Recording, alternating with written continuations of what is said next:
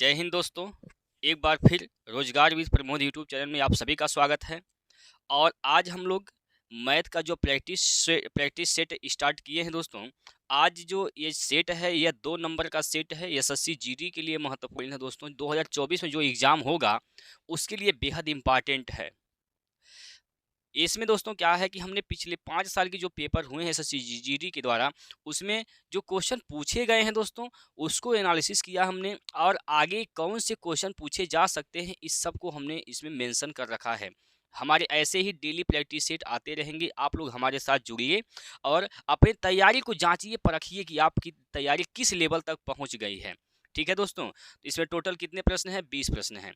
तो आइए एक बार आप सभी लोग बताइए, क्या आप सभी लोग तैयार हैं दोस्तों? आप सभी लोग तैयार हैं तो एक बार आपके सामने यहाँ पर क्वेश्चन है दोस्तों। आपके स्क्रीन पर यहाँ पर क्वेश्चन आ गया है और इस क्वेश्चन को आप लोग पढ़िए, समझिए, इसके बाद आंसर करने का प्रयास करिए। क्या कहा गया है कि यदि किसी धनराशि पर 2 वर्ष के लिए 5% वार्षिक दर से साधारण ब्याज 5 रुपये हैं, 50 रुपये हैं, तो इसी दर से और इतने ही समय के लिए वार्षिक रूप से संयोजित होने पर चक्रवृद्धि ब्याज क्या होगा? आपसे चक्रवृद्धि ब्याज पूछा गया है दोस्तों। चक्रवृद्धि ब्याज जब 2 साल के लिए पूछा जाता है तो इसका तरीका समझिए। जैसे मान के चलिए आपका मूलधन नहीं पता है, मूलधन को आप पी मान लीजिए। मूलधन आपको नहीं पता है दोस्तों, तो आप मूलधन को क्या मान लीजिए? पी मान लीजिए। 2 साल की बात कर रहा है तो ऐसे 2 टांगे खींच लेते हैं। जिस रेट से यहाँ पर ब्याज लगता है दोस्तों, जिस रेट से ब्याज लगेगा, ठीक है, उसी का उसी रेट के हिसाब से मूलधन का यहाँ पर निकालेंगे। जैसे मान के चलिए 8% के हिसाब से यहाँ पर मूलधन का 8% निकालेंगे तो ए आएगा। यहाँ पर भी ए आएगा। यहाँ पर भी क्या होगा? ए होगा। ठीक है, ठीक है दोस्तों। यहाँ पर भी ब्याज, यहाँ पर भी जो ब्याज मिलेगा ए मिलेगा, यहाँ पर भी ब्याज मिलेगा ए मिलेगा। ठीक है, अब फिर इसी 8% के हिसाब से दोस्तों, इसी 8% के हिसाब से यहाँ पर जो ब्याज आएगा यह बी आएगा। अब ये जो स्ट्रक्चर हम बना रहे हैं दोस्तों, इस बात को समझिएगा। देखिए ये जो ए है दोस्तों, ये जो है यह क्या होता है? ऊपर वाला होता है साधारण ब्याज। ठीक है, यह क्या होता है दोस्तों? साधारण ब्याज होता है। ठीक, और नीचे की बात करें साथियों, ये जो होता है बी, यह आपका होता है साधारण ब्याज और चक्रवृद्धि ब्याज का अंतर। ठीक है, लेकिन अगर हम इसमें सभी को मिला दें, इसमें दोस्तों अगर हम सभी को मिला दें, इस सभी को ले लिया जाए तो ये क्या हो जाता है? ये हो जाता है चक्रवृद्धि ब्याज। ठीक है, तो साधारण ब्याज क्या है? 2a है। ठीक है, चक्रवृद्धि ब्याज क्या है? 2a प्लस का b है। चक्रवृद्धि ब्याज और साधारण ब्याज का अंतर क्या है? b है। ठीक है, ये इसका स्ट्रक्चर है। अगर आप लोग चक्रवृद्धि ब्याज नहीं पढ़े हैं दोस्तों, आप लोग कमेंट करिएगा। अगर आपको पढ़ना है तो मैं आपको पढ़ा भी दूंगा कि कैसे आप इसको अच्छे तरीके से अच्छे लेवल पर सोच सकते हैं। आइए देखिए सवाल को कैसे हल करिएगा। यहाँ पर देखिए, मूलधन नहीं पता है दोस्तों, मूलधन को हम क्या मान ले रहे हैं? पी मान ले रहे हैं। मूलधन नहीं पता है, हमने पी मान लिया और 2 वर्ष की बात कर रहा है, 2 टांगे ऐसे खींच देंगे। ब्याज क्या है? साधारण ब्याज क्या भैया? 50 रुपये हैं। यानी 50 रुपये ब्याज तो हर साल बराबर होते हैं। यहाँ जैसे ए मिला है तो यहाँ ए मिला है, इन दोनों का योग क्या हो जाएगा? 50 रुपये हो जाएगा। यानी हम कह सकते हैं यहाँ पर 25 रुपये ब्याज मिला होगा साधारण ब्याज, अब 25 रुपये यहाँ पर भी साधारण ब्याज मिला होगा। किस रेट के हिसाब से मिला है? रेट क्या है? 5% के हिसाब से। 5% का मतलब प्यारे साथियों होता है 5% का मतलब होता है 1/20। 1/20 के हिसाब से मूलधन पर 25 रुपये पहले साल, दूसरे साल भी 25 रुपये साधारण ब्याज मिले हैं। लेकिन दोस्तों 2 साल का चक्रवृद्धि ब्याज की बात कर रहा है, तो फिर इस 25% पर, इस पर भी आपको 1/20 के हिसाब से 1/20 के हिसाब से आपको ब्याज मिलेंगे दूसरे साल में। क्योंकि चक्रवृद्धि ब्याज, साधारण जो ब्याज होता है हर साल बराबर होता है। चक्रवृद्धि ब्याज जो होता है ब्याज के ऊपर ब्याज लगता है, तो इसके ऊपर ब्याज लगेगा 1/20 के हिसाब से, यानी 5% के हिसाब से। तो कितना लगेगा ब्याज? 25 का आप 1/20 निकालिएगा तो हो जाएगा 1.25, 1.25। ठीक। अब ये क्या हो गया, यहाँ पर देखिए ये टोटल क्या हो गया दोस्तों, यही टोटल आपका है चक्रवृद्धि ब्याज। इसी को जोड़ दीजिए, आपका आंसर आपके सामने है। अब देखिए यहाँ से क्या हो जाएगा, 25 प्लस 25 50, 50 प्लस 1.25 जोड़ेंगे तो 51.25 आएगा। 51.25 ऑप्शन नंबर 4 में दिया गया है और यही इसका बिल्कुल सही उत्तर है। ये होते हैं चक्रवृद्धि ब्याज को एडवांस लेवल पर सोचने के तरीके, और ऐसे ही सवाल आप लगाएंगे तो टाइम को बचा सकते हैं पेपर में। कोई दिक्कत परेशानी है तो कमेंट करिएगा। चलिए अगला क्वेश्चन लेते हैं दोस्तों आपकी स्क्रीन पर। अगला क्वेश्चन यहाँ पर आपकी स्क्रीन पर है दोस्तों, चलिएगा इस प्रश्न को आप लोग एक बार पढ़िए, समझिए। ये भी ब्याज से रिलेटेड क्वेश्चन है, चक्रवृद्धि ब्याज से ही संबंधित है। क्या कहा गया है दोस्तों इसमें, एक मूलधन चक्रवृद्धि ब्याज पर 15% प्रति वर्ष की दर से 2 वर्ष में 26,450 रुपए की धनराशि देता है। एक मूलधन नहीं पता है, चक्रवृद्धि ब्याज के हिसाब से 15% का दर लगता है और 2 साल के बाद कितना हो जाता है, 26,450 रुपये हो जाता है। ब्याज वार्षिक रूप से संयोजित होता है, तो मूलधन बताइए क्या होगा। अब देख लीजिए 15% का मतलब क्या होता है दोस्तों, 3/20 होता है। 15% का मतलब दोस्तों 3/20 होता है। देखिए आपको रेट याद होने चाहिए, 5%, 10%, 15%, 20%, 25% का मान होता क्या है भिन्न में, ये चीज़ आपको याद होने चाहिए। 15% का मतलब 3/20 होता है। नीचे क्या है 20, क्या है ये 20 जो है ये मूलधन है। ये 3 क्या है, यह चक्रवृद्धि ब्याज है, यानी 20 रुपये पे 3 ब्याज मिला है। तो मूलधन क्या है 20 है, ब्याज क्या मिला है दोस्तों, ब्याज 3 मिलकर कितना हो गया है, मिश्रधन 23 हो गया है। ठीक है, ये कितने साल की बात कर रहा है, 2 साल की बात कर रहा है। तो एक बार और लिख दीजिए इसी का, 20 संबंधे 23। ठीक, 20 संबंधे 23 अनुपात निकाल दीजिए यहाँ से। 20 का स्क्वायर करिएगा 400, 400 हो जाएगा। 20 का स्क्वायर क्या करेंगे तो 20 का स्क्वायर करेंगे तो 400 हो जाएगा, और 23 का स्क्वायर करेंगे तो क्या हो जाएगा, 3 3 9, 3 6 12 और 529 होएगा। ठीक है दोस्तों, 529 हो जाएगा 23 का स्क्वायर। कोई दिक्कत है इसमें, चलिए अब देखिए 400 क्या है, मूलधन है, ये क्या है, प्रिंसिपल है, यह आपका क्या है, मिश्रधन है। 400 क्या है, मूलधन है, ठीक है, और 529 क्या है, मिश्रधन है। यानी 529 यहाँ पर 529 मिश्रधन है, जिस जो दिया गया है 26,450 रुपये। 529 का मान 26,450 रुपये हैं। तो कितने गुना है यह दोस्तों 50 गुना है, या 50 गुना है। तो ये भी आपका क्या हो जाएगा, 50 गुना हो जाएगा। तो 50 का गुना कर दीजिए 400 में, तो क्या हो जाएगा, 5 चौको 20,000। तो 20,000 इसका राइट आंसर हो जाएगा ऑप्शन नंबर 2। ठीक है, 20,000 इसका बिल्कुल सही उत्तर हो जाएगा, ऑप्शन नंबर 2। इसमें कोई डाउट, चलिए आगे चलते हैं। अगला क्वेश्चन लेते हैं दोस्तों। बहुत ही सिंपल तरीके से मैं आपको बता रहा हूं कि कैसे सवाल को फास्ट लगाने हैं दोस्तों, कैसे आप सवाल को तोड़ेंगे फोड़ेंगे। आइए देखते हैं अगला क्वेश्चन। अब इसमें क्या कहा गया है कि ये 30 व्यक्ति 10 घंटे में 50 पेड़ काटते हैं। यदि 10 व्यक्ति काम छोड़ देते हैं तो 15 घंटे में कितने पेड़ काटे जाएंगे। अब देखिए क्या है इसमें, एक तरीका है, फार्मूला है, समझ लीजिए। यम1 होता है, यम1 D1 H1 बटे W1 बराबर होता है यम2 D2 H2 बटे W2। अब ये क्या चीज़ है दोस्तों, ये है क्या चीज़। अब देखिए यहाँ से इसका मतलब क्या होता है, M1 मतलब मैन, डी एम का मतलब मैन आदमी मैन है, डी का मतलब डे है, एच का मतलब हावर है, और W का मतलब वर्क है। ठीक है, यानी जो कार्य होता है उसको नीचे लिखते हैं, कार्य जो होता है दोस्तों उसको हम नीचे लिखते हैं। कितने व्यक्ति हैं, मैन क्या है, 30 व्यक्ति हैं, यहाँ पर 30 इंटू डी कितना है, जो नहीं दिया रहेगा नहीं लिखेंगे, जो दिया रहेगा वही लिखेंगे।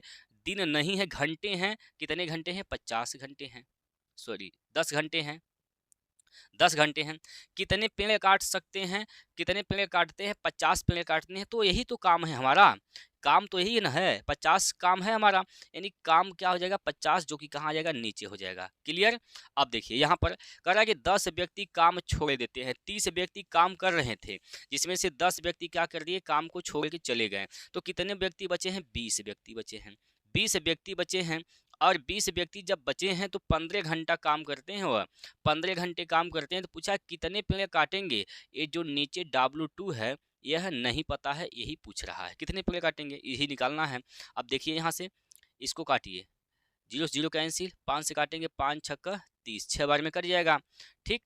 अब इसको काट लीजिए, 2 से काटिए, 2 3 6 हो जाएगा। 2 से काटेंगे 10 बार में कट जाएगा। यहाँ से 3 से काटेंगे यहाँ पर, तो 3 5 15 हो जाएगा।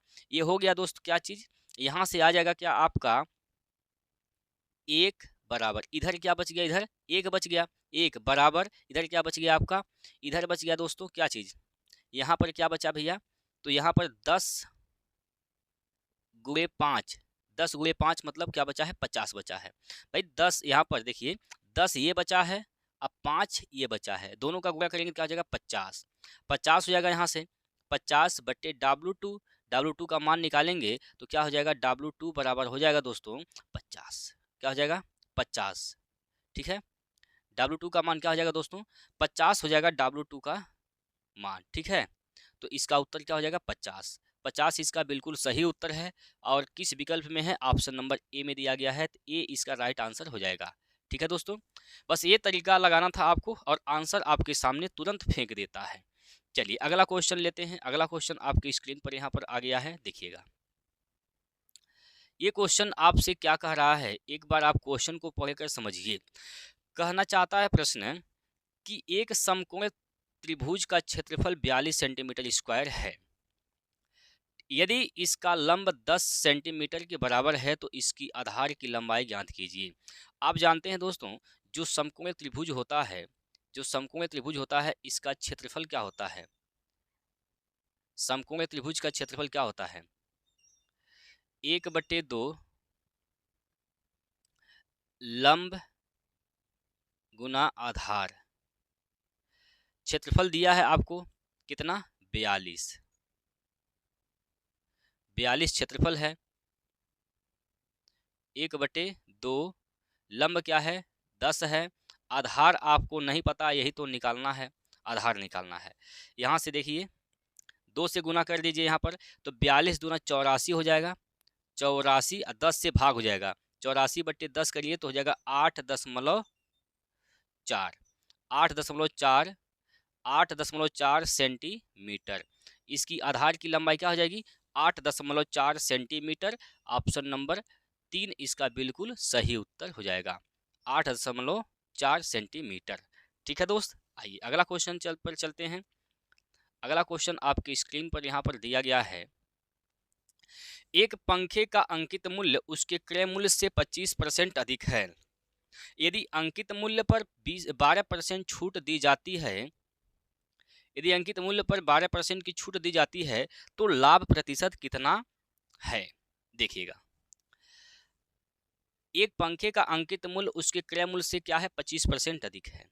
क्रय मूल्य नहीं पता है, सीपी नहीं पता है, सीपी को हम क्या मान लेते हैं 100 मान ले रहे हैं। ठीक है, सीपी यानी क्रय मूल्य क्या हो गया 100 हो गया। इसका अंकित मूल्य यानी एमपी क्या हो जाएगा 25% अधिक है, इसका मतलब 125 है, 125 है। ठीक है, अब इस अंकित मूल्य पर 12% छूट देकर बेचता है, यानी इसका एसपी क्या हो जाएगा, इस पे 12% छूट देगा तो कितना बेचेगा यह, 12% छूट देने के बाद 88% पर बेचेगा, नहीं 88/100 निकाल दीजिए 125 का, 125 का 88/100 निकालेंगे तो क्या हो जाएगा, यहाँ से देखिए 25 से काटेंगे 25 चौको 100 हो जाएगा, 25 पंजे 125 हो जाएगा, 4 से काटेंगे तो 22 चौको 88 हो जाएगा। ठीक है, 22 पंजे 110, 22 पंजे 110, यानी 110 रुपये में सामान बिक रहा है। कितने में खरीदा गया था 100 में, कितना बिक रहा है 110 में। तो 100 का सामान 110 में बिक रहा है तो 10% का फायदा हो रहा है, तो 10% का लाभ होगा, यानी option number D, option number D दोस्तों इसका बिल्कुल सही होगा 10%। ठीक है, अगला क्वेश्चन, अगला क्वेश्चन यहाँ पर आपके सामने दोस्तों यहाँ पर आ गया है। चलिए बताइए, यहाँ पर क्या बोला गया है कि 9 सेंटीमीटर त्रिज्या और 15 सेंटीमीटर ऊंचाई वाले एक शंकु को पिघलाकर 45 सेंटीमीटर ऊंचाई का एक बेलन बनाया जाता है। तो बेलन का व्यास क्या होगा? आपसे क्या पूछा है दोस्तों? बेलन का व्यास क्या होगा? बात को समझिएगा। जब कोई 3D फिगर है, अगर कोई सा भी 3D फिगर है, जब उसको आप पिघलाकर कोई दूसरा चीज बनाएंगे तो उसका जो आयतन होता है वह नियत होता है, आयतन नहीं बदलेगा। जैसे क्या कहा है कि 9 सेंटीमीटर त्रिज्या वाले और 15 सेंटीमीटर ऊंचाई का एक शंकु है। एक शंकु कुछ इस प्रकार से रहा होगा, एक शंकु कुछ इस प्रकार से रहा होगा, ठीक है। अब क्या किया गया है? इसको पिघला दिया गया है। पिघला कर क्या बनाया गया है? एक सिलेंडर यानी एक बेलन बनाया गया है इस प्रकार से, ठीक है। तो इसका जो आयतन होगा दोस्त और इसका आयतन होगा, यह दोनों कांस्टेंट होगा, दोनों का आयतन क्या होगा? आपस में बराबर होगा, आयतन पर कोई प्रभाव नहीं पड़ेगा। क्लियर? यानी आपको क्या करने हैं, इस सवाल में दोनों के आयतन आपस में बराबर कर देने हैं, आपका आंसर बिल्कुल आसानी से निकल जाएगा। अब आइए समझते हैं। चलिए दोस्त, अब आपको आयतन का फार्मूला आना चाहिए, आयतन का फार्मूला आना चाहिए। शंकु का आयतन का फार्मूला क्या होता है? शंकु का आयतन का फार्मूला क्या होता है? ठीक है, शंकु का आयतन क्या होता है? 1/3 पाई आर स्क्वायर एच, ठीक, पाई आर स्क्वायर एच होता है, ठीक है दोस्त। बताइए, और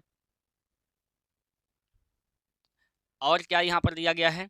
इसको जब पिघलाया गया तो क्या बनाया गया? एक बेलन बनाया गया है। बेलन का आयतन क्या होता है? पाई आर स्क्वायर एच, ये होता है बेलन का आयतन।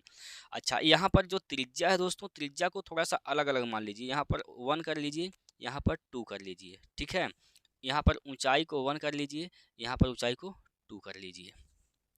आइए, अब यहाँ पर आइए, पाई तो पाई से कैंसिल हो जाएगा, क्योंकि पाई दोनों जगह पाई का मान 22/7 रखना है, पाई से पाई कैंसिल होगा।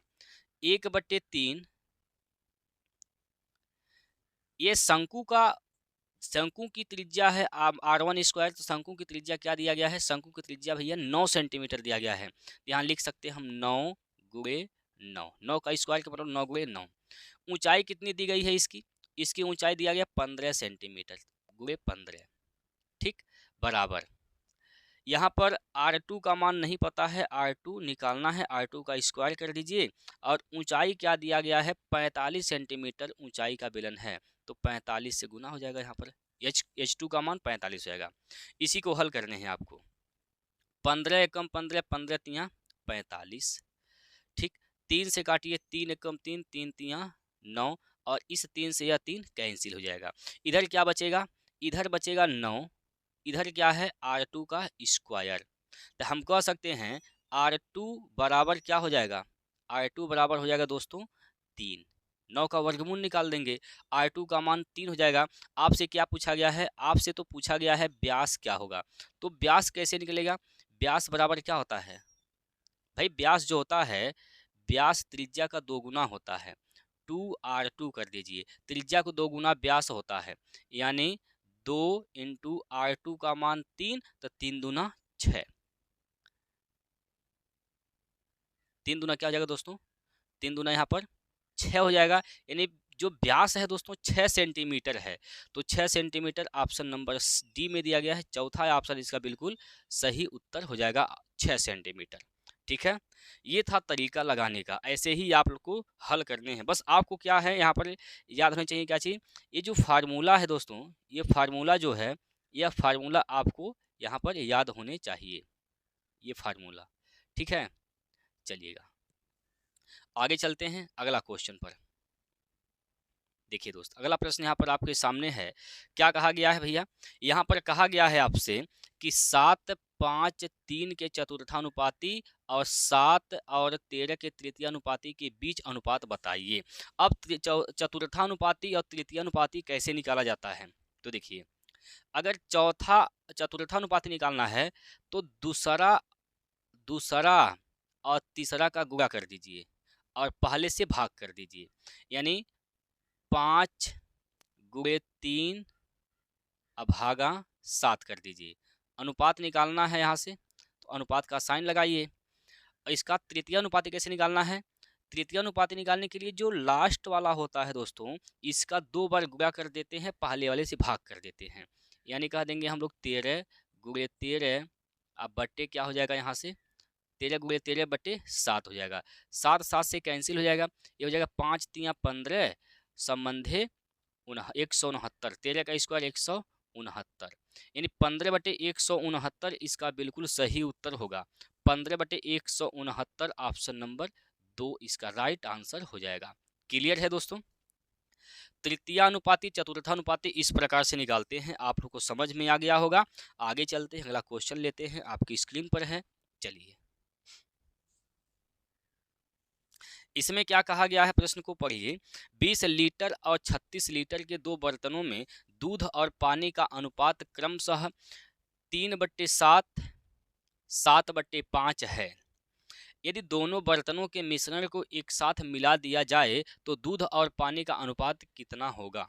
सुनिए भैया, 2 बर्तन हैं, 20 लीटर और 36 लीटर वाले 2 बर्तन हैं। दोनों में क्या क्या रखे गए हैं? दूध और पानी रखे गए हैं। पहला जो बर्तन है 20 लीटर पानी इसमें है, 20 लीटर मिश्रण है दूध और पानी का। जो अनुपात की बात किया जाए, दूध और पानी का अनुपात क्या है? 7 संबंधित 3, यानी दूध कितना है दोस्तों? 7 लीटर है, सॉरी दूध 3 लीटर है तो पानी कितना है? 7 लीटर है। सुनिए, 2 बर्तन है यहाँ पर, एक है भैया 20 लीटर वाला बर्तन है और एक क्या है 36 लीटर वाला बर्तन है। ठीक, इन दोनों में क्या है? दूध और पानी है। क्या है? मिल्क है और वाटर है। इसमें भी क्या है? मिल्क है और वाटर है। ठीक है, ठीक है। और किस अनुपात में है? तो 3 संबंधे 7 के अनुपात में है। यहाँ पर किस अनुपात में है? तो 7 संबंधे 5 के अनुपात में है। ठीक है, देखिए टोटल मिश्रण कितना है? 20 लीटर पहले वाले में। टोटल अनुपात में कितने हैं? दूध और पानी मिलाकर 7 3 10, यानी कह सकते हैं हम लोग 10 का मान क्या है दोस्तों? 10 का मान हम लोग कह सकते हैं 20 है, तो 1 का मान क्या हो जाएगा? 2 हो जाएगा। 1 का मान 2 हो जाएगा। 1 का मान 2 हो गया अगर, तो 3 का मान क्या हो जाएगा? क्योंकि मिल्क क्या है? 3 अनुपात 3 का मान 6 हो जाएगा और 7 का मान 21 हो जाएगा, सॉरी 7 का मान 14 हो जाएगा। 1 अनुपात का मान अगर 2 है तो 3 अनुपात का मान 6 हो जाएगा और 7 अनुपात का मान क्या हो जाएगा? 14 हो जाएगा। क्लियर?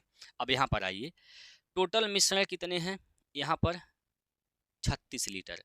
दूध और पानी कितना है? 7 और 5 के संबंध में, तो टोटल 7 5 12 हो गया। तब 12 अनुपात का मान क्या हो जाएगा? यहाँ से 12 अनुपात का मान 36 हो जाएगा, तो 1 का मान क्या हो जाएगा दोस्तों? 3 हो जाएगा। 1 का मान क्या हो जाएगा? यहाँ से 3 हो जाएगा। अब यहाँ पर आप निकाल लीजिए, अगर 1 अनुपात का मान 3 है तो 7 अनुपात का मान क्या हो जाएगा? 7 तियां 21, 7 तियां 21 हो जाएगा यहाँ से, यानी 21 लीटर क्या है? मिल्क है। 5 का मान निकालिए, पानी कितने हैं इस बर्तन में? 5 तियां 15 लीटर, 5 तियां 15 लीटर। ठीक है, कहा कि जब दोनों को मिलाते हैं तब इसमें दूध और पानी का अनुपात क्या होगा?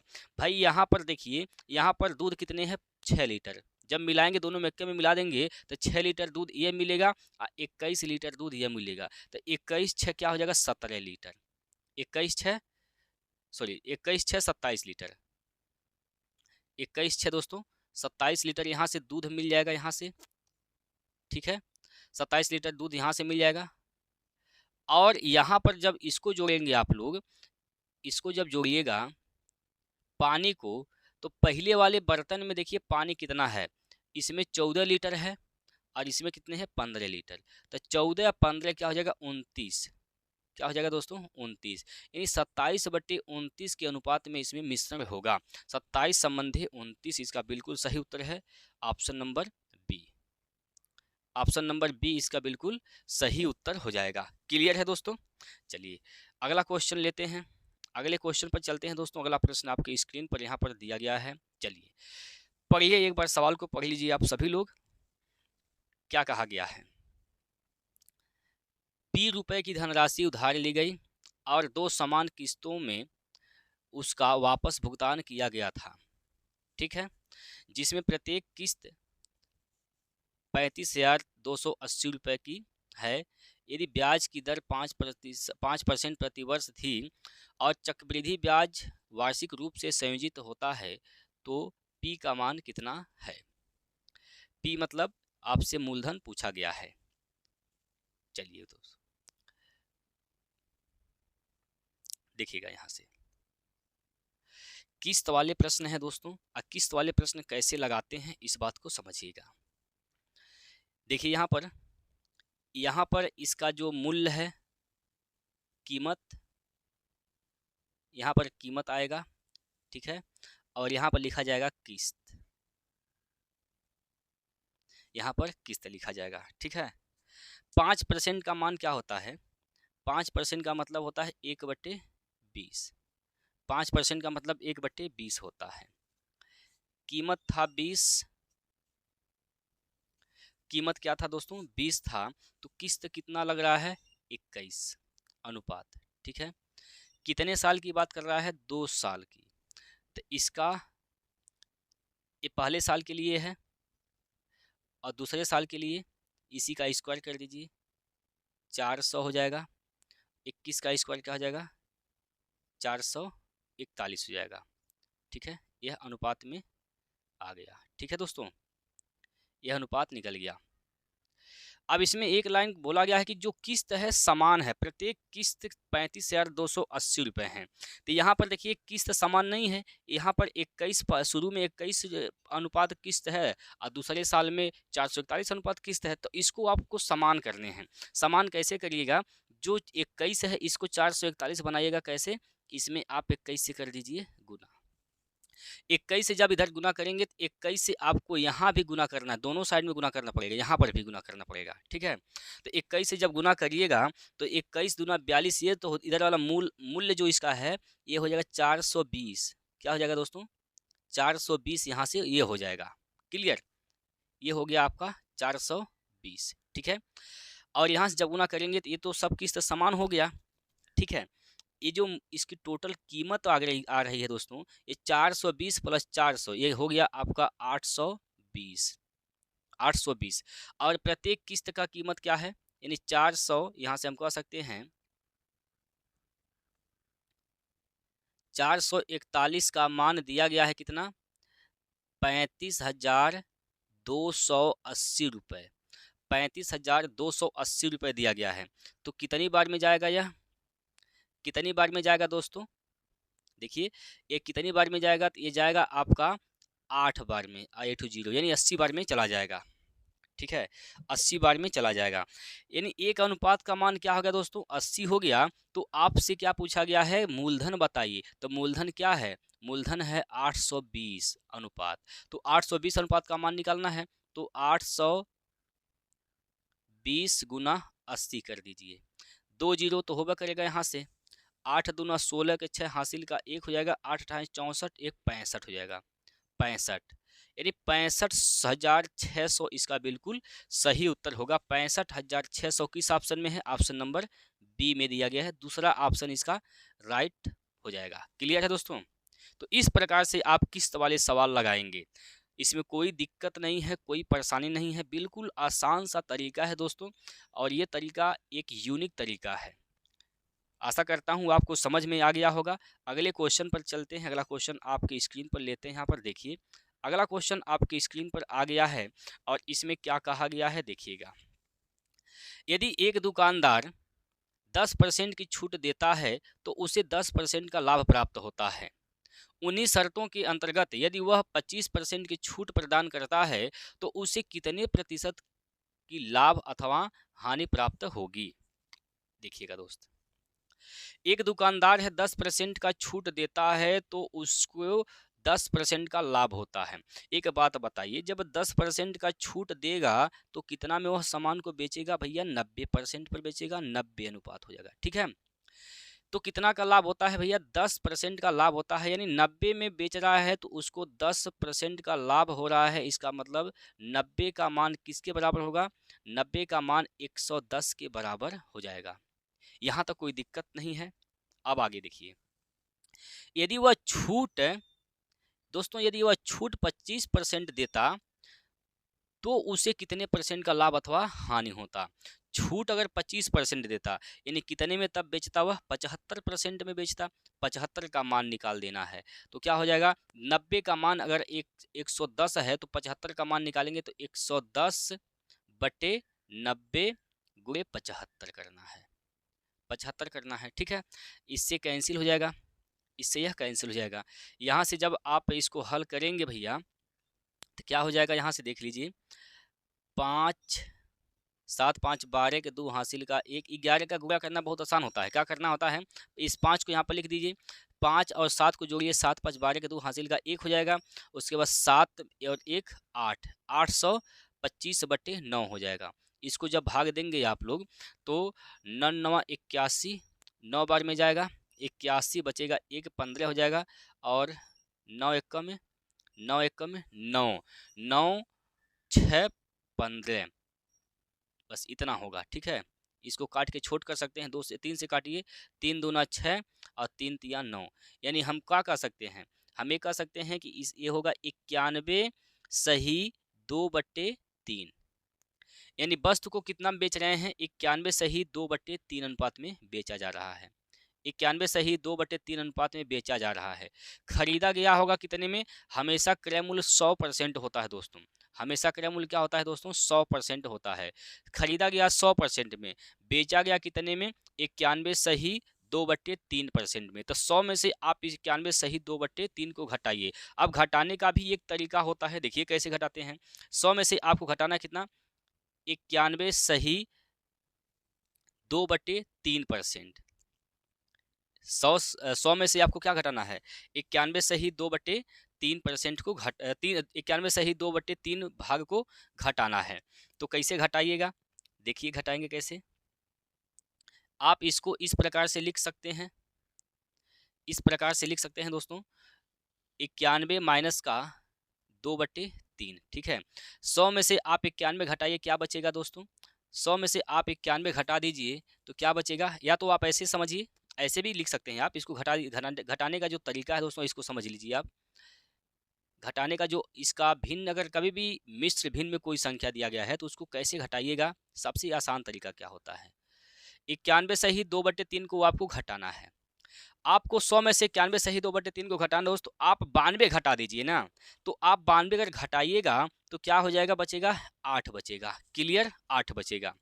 अब ये जो 2/3 है दोस्तों, इन दोनों का अंतर देख लीजिए कितना का है, 1 का अंतर है, तो ऊपर यानी अंश में 1 हो जाएगा, हर में जो नीचे दिया है 3 ये हो जाएगा।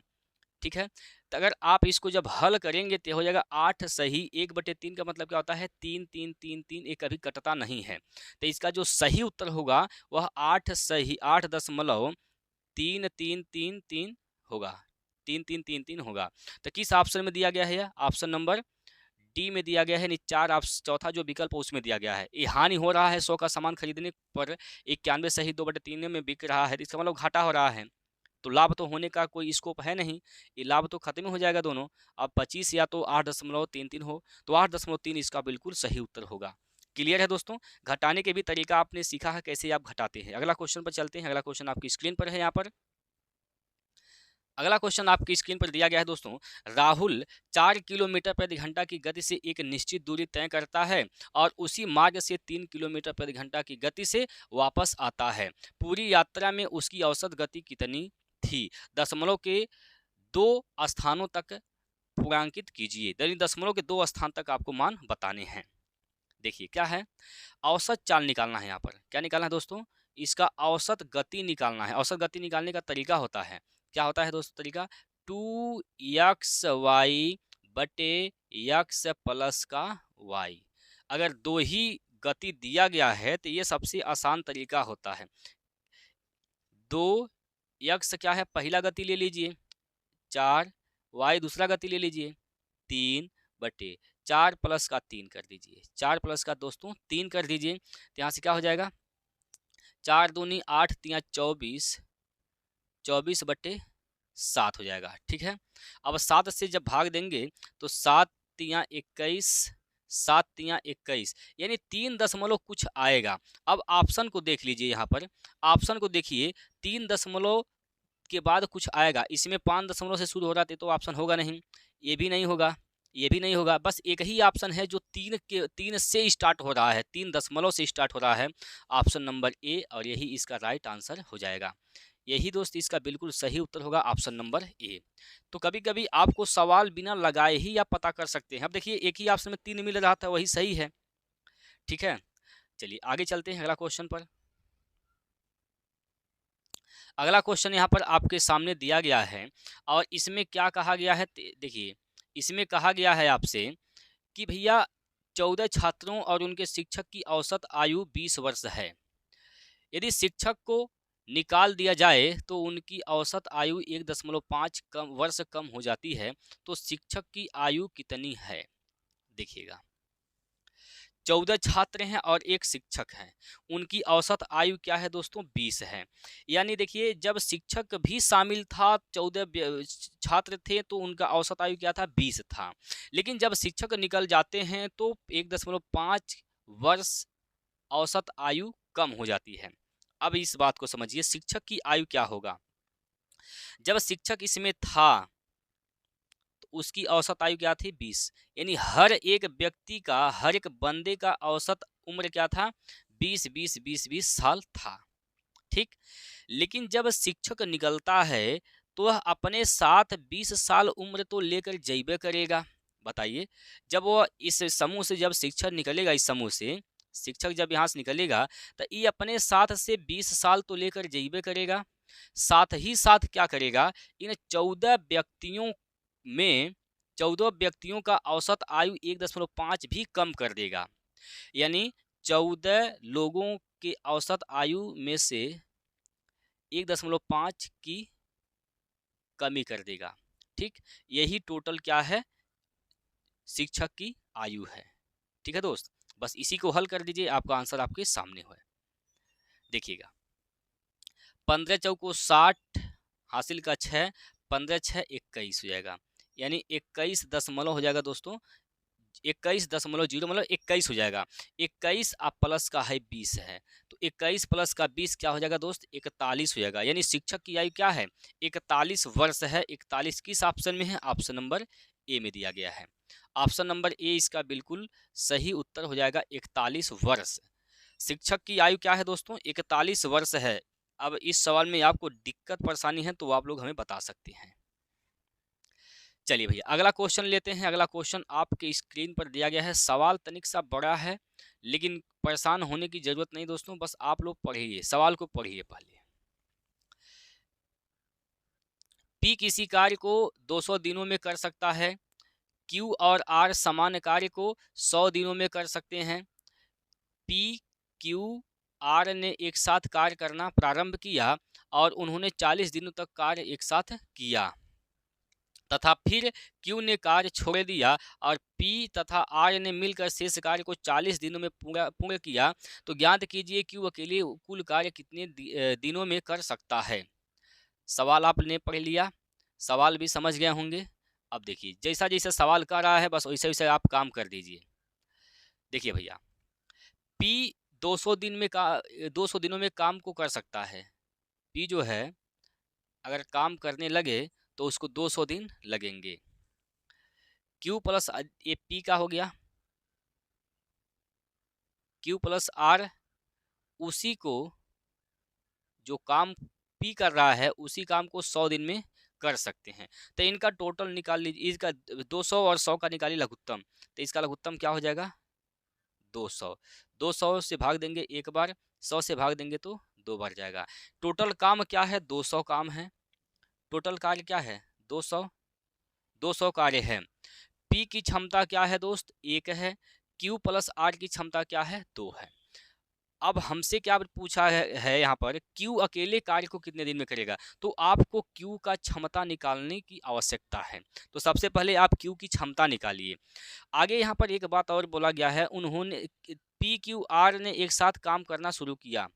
PQR ने एक साथ काम करना शुरू किया है, लेकिन 40 दिन तक साथ काम करते हैं।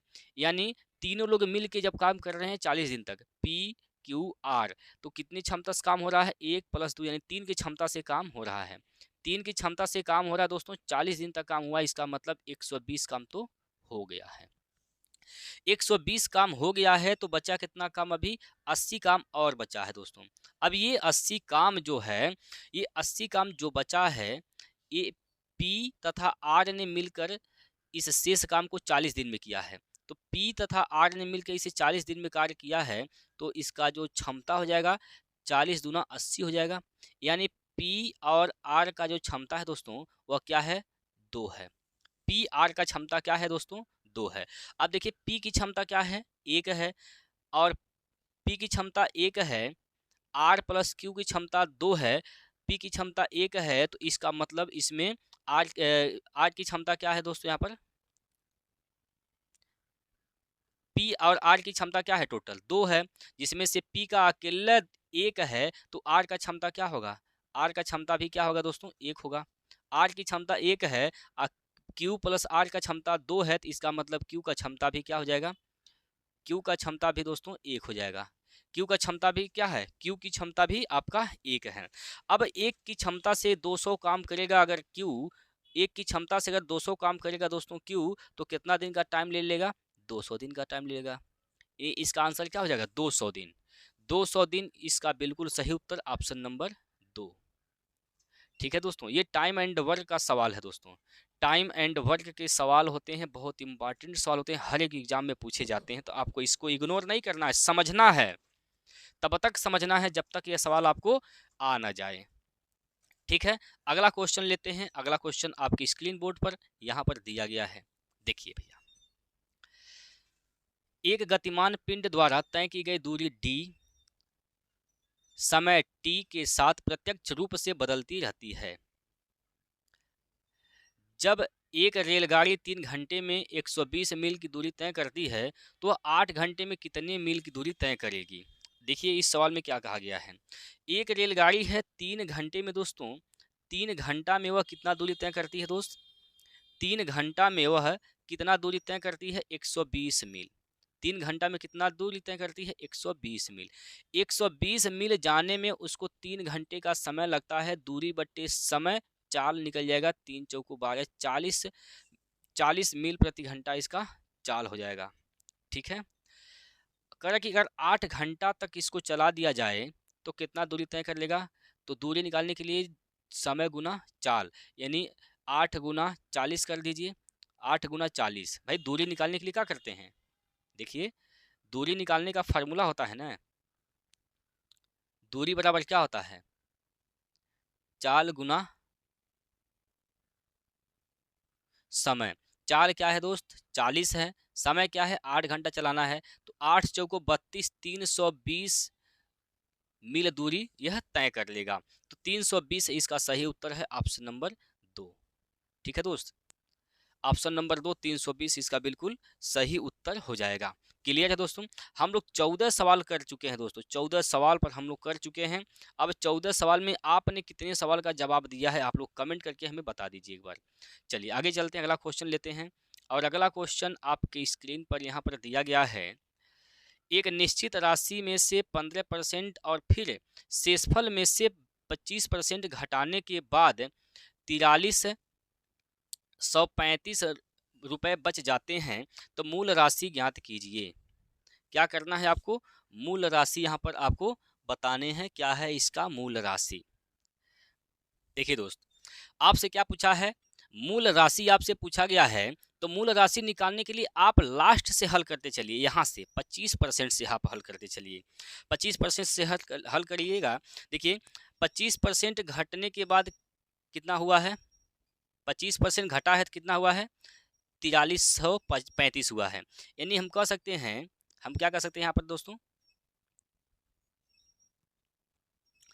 हम निकालिए 30% से 25% घटने से पहले क्या रहा होगा, ये 25% घटने से पहले जो इसका जो इसका धन था वह क्या था,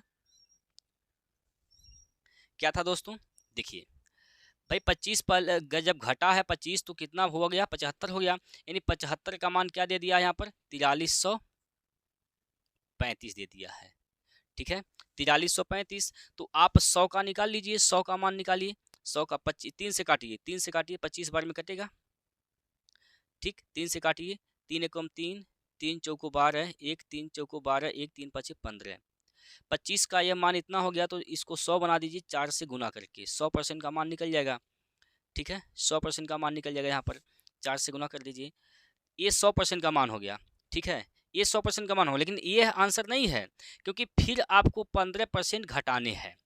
ठीक है दोस्त, फिर आपको क्या करने हैं, 15% घटाने हैं। तो 15% घटाने, इसका मतलब अभी जो ये मान है दोस्तों, यह आपका जो मान है यह 85% का मान है, 15% घटने का मान है। 15% घटने के बाद का यह मान दिया गया है, यानी 85% का मान दिया गया है। तो आपको फिर से 100% का मान निकालना है। यहाँ 85 से भाग कर दीजिए और 100 से क्या कर दीजिए, गुना कर दीजिए। ठीक है दोस्त, ठीक है। चलिए अब इसको काटिए, 5 से काट सकते हैं, 5 से काटेंगे 17 5 85, 5 से यहाँ काटेंगे तो 5 दूना 10 हो जाएगा, बचेगा 4, 5 अट्ठे 40 हो जाएगा यहाँ से, अब 5 9 45।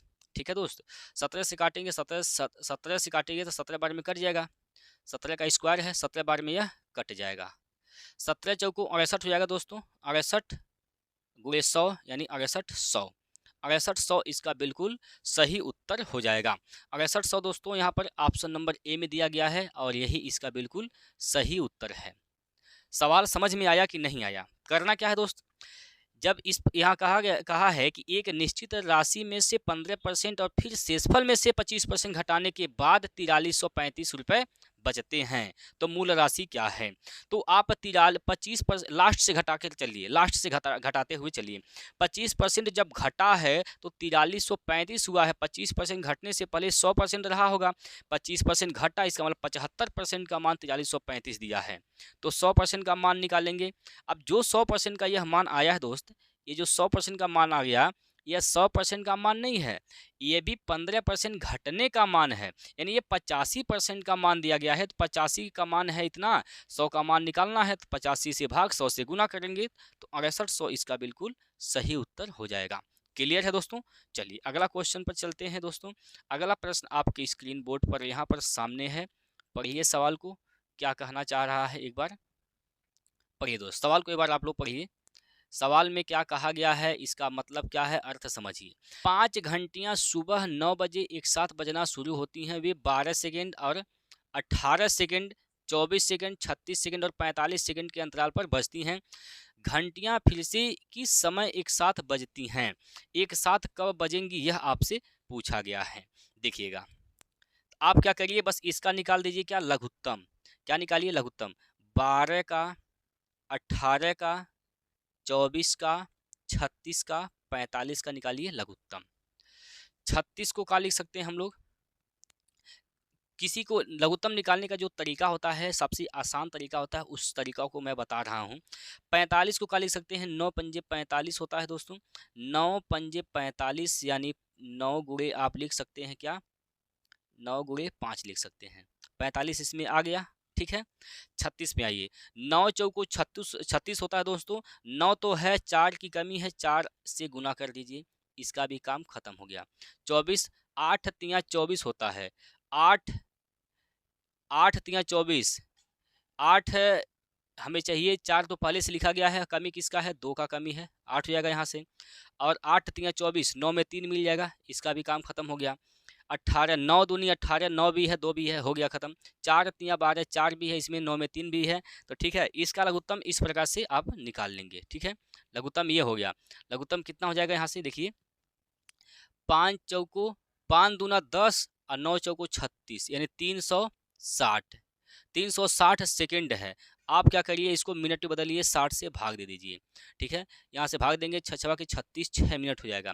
घंटियाँ सुबह कब बजती हैं, 9 बजे, तो अगली बार कब बजेंगी, 6 मिनट के बाद एक साथ बजेंगी, तो 9:06, 9:06 पर घंटियां एक साथ फिर से बजेंगी, तो 9:06 यानी ऑप्शन नंबर कौन सा सही हो जाएगा, ऑप्शन नंबर दोस्तों यहाँ पर B2 जो है वह बिल्कुल सही हो जाएगा, 9:06 इसका राइट आंसर हो जाएगा।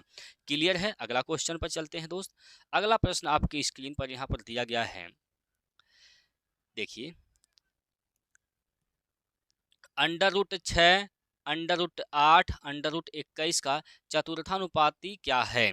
तो चतुर्थानुपात निकालने के लिए क्या करते हैं, लास्ट के दोनों का गुणा करते हैं, पहला वाले से भाग करते हैं। अंडर रूट में 8 इंटू अंडर रूट में दोस्तों 21 हो जाएगा, अब बट्टे अंडर रूट में 6। अंडर रूट 8 को लिख सकते हैं अंडर रूट 2 गुना अंडर रूट 4 लिख सकते हैं, इंटू एक अंडर रूट 21 को क्या लिख सकते हैं, under root 3 into under root में 7 लिख सकते हैं। अब बटे इसको क्या लिख सकते हैं, अंडर रूट 2 अंडर रूट 3, करड़ी में 2 करड़ी में 3 ऐसे लिख सकते हैं। ये घातांक एवं करड़ी के नियम होते हैं। अगर आप नहीं जानते हैं दोस्तों तो मैं एक इसको घातांक एवं करड़ी चैप्टर स्टार्ट करूंगा तो आपको बता दूंगा कैसे कैसे ये तरीका होता है, कौन कौन से इसके रूल होते हैं, सभी नियम मैं आपको बता दूंगा। फिलहाल अभी यहाँ पर समझिए, एक करड़ी दो नीचे ऊपर है, खत्म हो जाएगा। करड़ी में 3 नीचे ऊपर है, खत्म हो जाएगा। अब यहाँ पर देखिए करड़ी में 4 का वर्गमूल निकलेगा 2 हो जाएगा, 2 हो जाएगा। कड़ी में 7 का वर्गमूल नहीं निकलेगा, कड़ी में 7 रहेगा, कड़ी में 7 रहेगा। तो इसका आंसर क्या हो गया, 2 कड़ी में 7 इसका राइट आंसर हो जाएगा, 2 कड़ी में 7। अब 2 कड़ी में 7 किस ऑप्शन में है आप देख लीजिए, ऑप्शन नंबर दोस्तों यह 2 में दिया गया है और यही इसका बिल्कुल सही उत्तर हो जाएगा। क्लियर है साथियों? चलिए अगला क्वेश्चन पर चलते हैं दोस्त। अगला प्रश्न आपके स्क्रीन बोर्ड पर यहाँ पर दिया गया है, एक किसी कार्य का 80% 20 दिनों में पूरा कर सकता है, फिर बी ए के साथ जुड़ जाता है और वे शेष कार्य को 3 दिनों में पूरा कर सकते हैं, तो बी अकेले संपूर्ण कार्य को करने में कितना समय लेगा? बी अकेले संपूर्ण कार्य को करने में कितना समय लेगा दोस्तों, यह आपसे पूछा जा रहा है। तो देखिए सबसे पहले आप ये जानिए कि 80% का मतलब क्या होता है, बताइए दोस्त 80% का मतलब क्या होता है? 80% का मतलब क्या होता है दोस्तों? सबसे पहले आप ये निकालिए 80% का मतलब क्या होता है। तो देखिए 80% को लिख सकते हैं 20 चौक 80, यानी लिख सकते हैं हम लोग 4/5, 4/5 लिख सकते हैं यहाँ पर। बताइए दोस्तों 4/5 लिख सकते हैं कि नहीं लिख सकते हैं? 4 अनुपात का मान क्या है? 4 अनुपात का मान क्या है दोस्तों? 20 है। 4 अनुपात का मान क्या हो जाएगा? 20। 1 का मान क्या हो जाएगा? 5। तो टोटल काम क्या हो जाएगा दोस्तों? अगर 1 अनुपात का मान 5 है तो 5 टोटल काम क्या है? 5 अनुपात, तो 5 अनुपात का मान क्या हो जाएगा? 25। ये टोटल काम क्या है दोस्तों? 25 है। अब 25 काम करने में दोस्तों, 25 काम करने में ए को 25 दिन लगते हैं। 25 काम करने में ए को 25 दिन लगते हैं। ठीक है दोस्तों, अगर मान लीजिए एक काम करता है, 4 काम करने में उसको 20 दिन का समय लगता है, तो एक काम करने में कितना दिन का? 5 दिन का समय लगेगा। तो अगर 5 काम करने हैं दोस्तों 25 दिन का समय लगेगा। ठीक है, यानी एक दिन में वह एक काम करता है, एक दिन में वह एक काम करता है। ठीक है, यानी उसकी क्षमता, यानी ए की क्षमता क्या हो जाएगा? 1 हो जाएगा। ए की क्षमता क्या है? ए की क्षमता दोस्तों 1 हो जाएगा।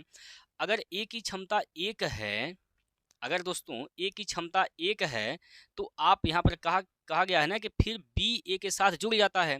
तो बी ए के साथ जब जुड़ जाता है तो शेष काम को 3 दिन में पूरा कर देते हैं। तो शेष काम को कितने दिन में पूरा करते हैं? 3 दिन में। ठीक है, तो यहाँ से आप निकाल लीजिए, जब बी ए के साथ जुड़ता है तो आप निकालिए बी की क्षमता। क्या निकालिए दोस्तों? बी की क्षमता निकाल लीजिए। तो यहाँ से हम कह सकते हैं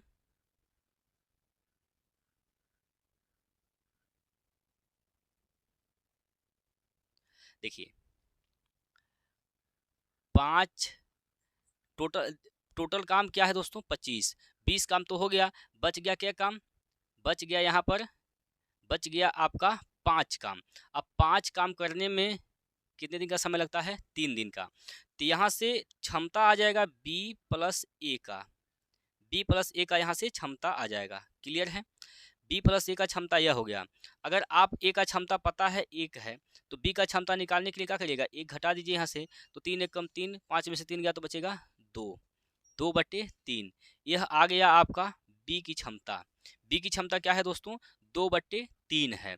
अब इसमें कहा गया है कि संपूर्ण कार्य को पूरा करने में कितना समय लगेगा, किसको, बी को अकेले। तो टोटल काम है कितना, टोटल काम दोस्तों 25 है। अब बी अपने क्षमता से काम करेगा 2/3 के, तो कितना समय लगेगा, तो 3 चल जाएगा ऊपर, यहाँ से 3 चल जाएगा ऊपर, 3 चल जाएगा ऊपर, 25 या 75 हो जाएगा, 75 बट्टे में क्या 2 हो जाएगा, 75/2। जब भाग देंगे तो क्या हो जाएगा, 37 सही 2 1/2, 37 सही 1/2 इसका राइट आंसर हो जाएगा, 37 सही 1/2। ठीक है दोस्तों, तो किस ऑप्शन में है, ऑप्शन नंबर 1 में दिया गया है, तो यही इसका बिल्कुल सही उत्तर हो जाएगा। क्लियर है दोस्तों, क्या इतनी बात में कि आपको कोई दिक्कत है। आगे चलते हैं, अगला क्वेश्चन लेते हैं। प्रश्न नंबर 19 आपकी स्क्रीन बोर्ड पर सामने है, और यहाँ पर प्रश्न में क्या बोला गया है, क्या कहा गया है, एक बार आप सभी लोग पढ़िए। एक पिज्जा के लिए पनीर और सॉस का अनुपात 1 कप से 1/2 कप है। पिज्जा है, पिज्जा है और सॉस है। पिज्जा और सॉस का अनुपात क्या है, 1/2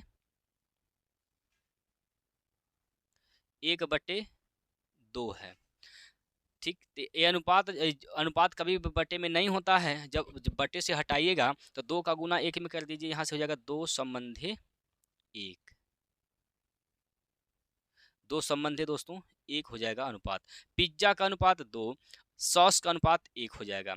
यदि रमा ने एक निश्चित संख्या में पिज्जा बनाने के लिए 15 कप सॉस का उपयोग किया, सॉस 1 अनुपात का मान क्या दिया है, 15, 1 अनुपात का मान 15 दिया है, तो पिज्जा पर कितने कप पनीर का उपयोग किया गया, तो 1 अनुपात का मान 15 है दोस्तों, तो 2 अनुपात का मान क्या हो जाएगा, 30, 30 हो जाएगा यहाँ पर। ठीक है, 15 दूना 30, तो इसका उत्तर क्या हो जाएगा, 30, 30 यानी ऑप्शन नंबर ए। ठीक है दोस्तों, ठीक है। चलिए अगला क्वेश्चन पर लेते हैं। अगला क्वेश्चन यहाँ पर आपके स्क्रीन पर दिया गया है, आपकी स्क्रीन पर दिया गया है दोस्तों। अगला क्वेश्चन कहा गया है, 20 नंबर प्रश्न है और यही लास्ट प्रश्न है दोस्तों, 20 नंबर प्रश्न है, यही लास्ट प्रश्न है। एक लंबवृत्तीय बेलन का व्यास 14 सेंटीमीटर, ऊंचाई 2 सेंटीमीटर है। इसके वक्र पृष्ठीय क्षेत्रफल और कुल पृष्ठीय क्षेत्रफल का योग जो है बताना है, क्या है। पाई का मान 22/7 का यूज करना है। अब देखिए सवाल को ध्यान से समझिएगा, सवाल को बड़े ध्यान से समझिए। एक लंबवृत्तीय बेलन है जिसका व्यास है 14 सेंटीमीटर, और इसकी ऊंचाई की बात किया जाए दोस्तों तो ऊंचाई 2 सेंटीमीटर है। इसके वक्र पृष्ठीय क्षेत्रफल और संपूर्ण पृष्ठीय क्षेत्रफल का योग बताइए। बेलन का वक्र पृष्ठीय क्षेत्रफल, सबसे पहले देखिए यहाँ पर यह एक बेलन है,